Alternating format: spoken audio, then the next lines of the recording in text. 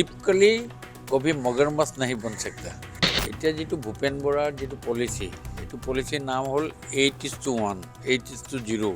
মই ভাবিছোঁ মুংগেৰীলাল কি হাছিন স্বপ্নেৰ বাহিৰে একো হ'ব নোৱাৰে। অখিল গগৈ ৰাজনীতি আজিৰ ডেটত সিমানখিনিয়ে। শিল ইমান কোমল হোৱা হ'লে নহয় শিয়ালে খাই শেষ কৰিলেহেঁতেন। তেওঁলোকে অভিযান আৰম্ভ কৰিছে, কৰক, তেওঁলোকলৈ শুভেচ্ছা আছে। কিন্তু এতিয়া যেটো ভূপেন বৰাৰ যেটো পলিচি, এইটো পলিচিৰ নাম হ'ল 8:1, 8:0। কাৰণ 8টা ইলেকশ্যনত সেই 8টা ইলেকশ্যনতে তেখেতে হাৰিছে। তাৰপাছত তেখেতে 26ৰ ইলেকশ্যনত কি বুলি জিকিম বুলি ভাবিছে, এইটো মই ভাবিছোঁ মুংগেৰীলাল কি হাছিন স্বপ্নেৰ বাহিৰে একো হ'ব নোৱাৰে। কাৰণ ইয়াৰ আগতেও যিখিনি ইলেকশ্যন হ'ল, প্ৰত্যেকটো ইলেকশ্যনতে তেওঁতো শোচনীয় পৰাজয় হৈছে। MP ইলেকশ্যনত আমি 11টা ছিট জিকিলোঁ, তেওঁলোকে 3টা ছিট জিকিলে। উপ নিৰ্বাচনত ইমানকৈ তেওঁলোকে কৰিলে, তাত 5টা ছিটত হাৰিলে।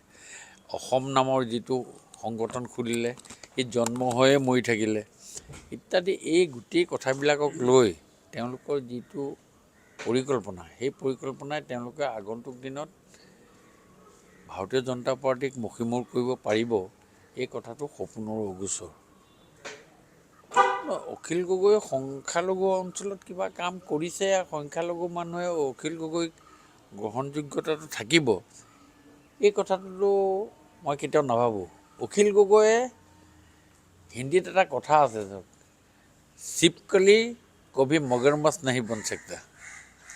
জেঠী কেতিয়াও ঘঁৰিয়াল হ'ব নোৱাৰে আৰু সিয়ে ৱালত বগাই বগাই শেষ হৈ যাব। অখিল গগৈ ৰাজনীতি আজিৰ ডেটত সিমানখিনিয়ে।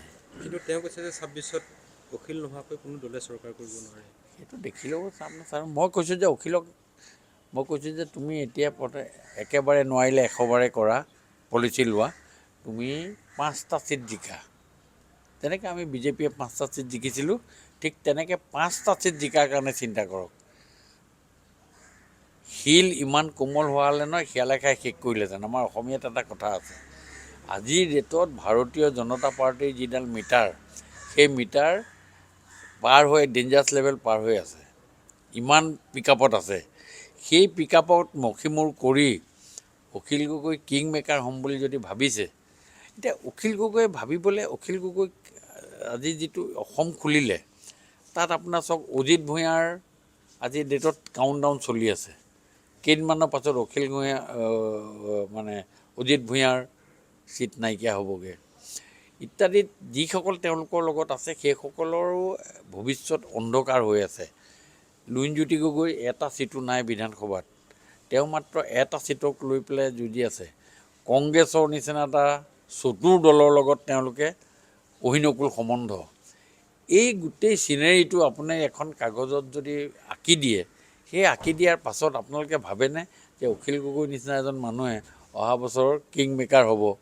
এই কথাটো তাতে ভাৰতীয় জনতা পাৰ্টিৰ নিচিনা আৰু NDAৰ আজিৰ ডেটত যিটো হাৱা, যিটো পজিশ্যন, মই নিজে কোৱা কথা নহয়, আপোনালোকে ৰাতিপুৱা চাহকাপ লৈ এবাৰ পলিটিকেল কথা যেতিয়া চিন্তা কৰে, এই কথাটো চিন্তা কৰিবচোন যে ভাৰতীয় জনতা পাৰ্টিৰ নিচিনা এটা দলক, NDAৰ নিচিনা এটা সংগঠনক অখিল গগৈ নিচিনা এজন ব্যক্তিয়ে মষিমূৰ কৰি কিং মেকাৰ হ'ব পাৰিব, এই কথাটো এবাৰ আপোনালোকেও চিন্তা কৰিব। কাৰণ আপোনালোকে পলিটিকেলি চব কথা এনালাইচিছ কৰে, চিন্তা চৰ্চা কৰিব।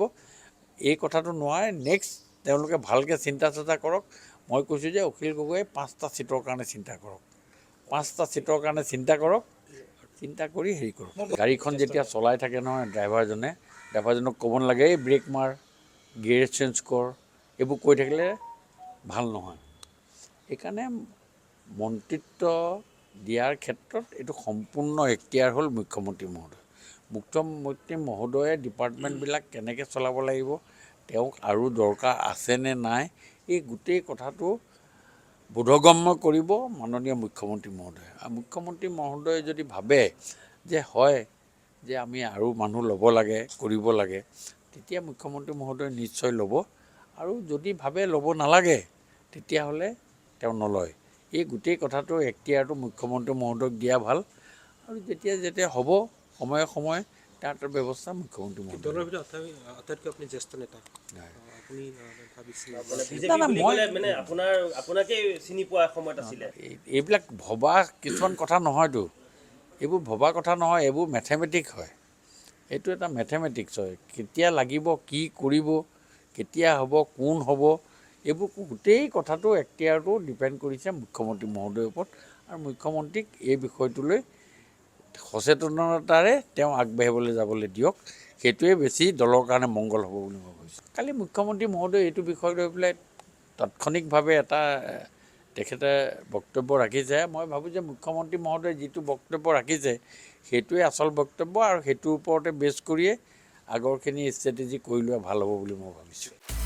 আপুনি বিচৰা বাতৰি পাব কেৱল নিউজ 18 এপত। নিউজ 18 এপ ডাউনলোড কৰিবলৈ স্কেন কৰক এই QR কোড। গুগল প্লে ষ্টৰতো পাব এই নিউজ 18 এপ।